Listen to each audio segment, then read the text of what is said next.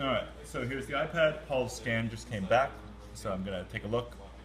Um, Pretty solid. You can see the beer can in his hand. A little bit not the most beautiful beer can. Um, and it's actually a pretty okay scan.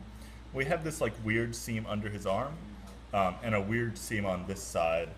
And I noticed as I was moving him around, it had like at one point it drifted a little bit, and I'm sure that's where it put the seam in. But this will be my scan, so I'm going to export with email.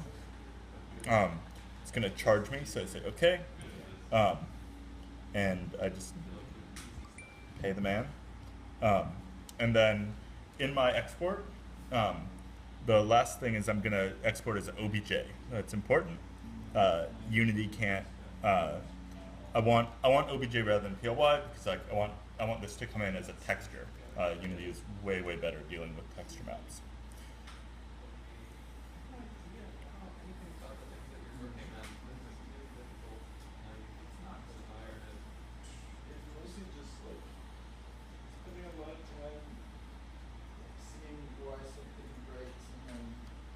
And there we go. Okay, so after you've exported it from the iPad, you're going to get an email. You're going to see a link right here, so click on that, and it's going to download a zipped file of the OBJ. So once that comes in, go ahead and click on it. We're going to have to extract everything in there. So go to extract all. Okay, so it has 4 different files. This is the OBJ file that has the actual 3D mesh information. This is the material file that talks about the material properties, how shiny something is, how reflective. This is just a simple preview image, and this is the texture.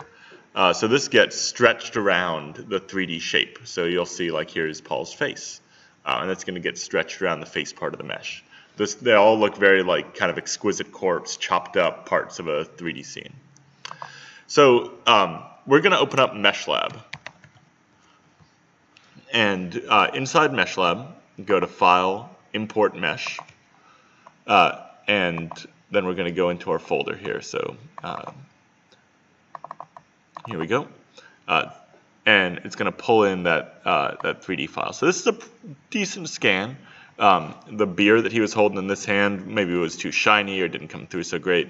We got like a seam. That's fairly common on 3D scans to get a seam along the sides. But the rest is pretty good. His face is clean. No like gigantic missing holes in the mesh. So pretty solid. If you look down here, you'll see it has 200,000 faces. And that's too many for real-time software to handle. So we're going to use MeshLab to reduce that to 35,000. And that's kind of where you don't see an obvious difference, but that makes the difference between being able to put an animation on it or pull it into a game engine like Unity and not. So to do this, we're going to go to Filters, Remeshing, Simplification, Reconstruction, and the Quadratic Edge Collapse Decimation with Texture. The with texture part is important. So click on that. We're going to set target number of faces to 35,000. And then check Preserve Boundary of Mesh and Preserve Normal, and hit Apply.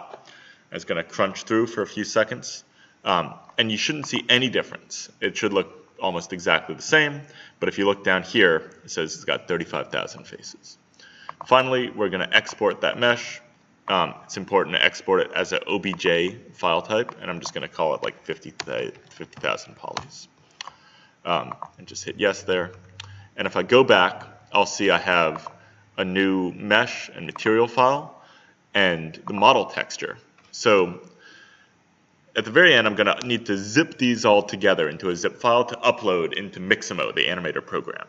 So I'm going to select the 3 of them in Windows. I'm holding Control. Then I right click and I say send to zip file. And I'm just going to say 50K polys. And that's it. We're now ready to start animating.